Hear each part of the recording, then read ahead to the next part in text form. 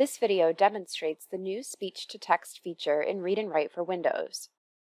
To use, be sure you've got your microphone set up and click the Talk&Type or Dictation icon on your toolbar. Then just start speaking. The quick brown fox jumped over the lazy dog, period. The feature requires no voice or microphone training. It does require an internet connection to use it. You can use it in any editable text area like Microsoft Word, Word Online, Earth is the third planet from the sun, period, or on web pages like inside a learning management system. My favorite character is Harry because he's smart and brave, period.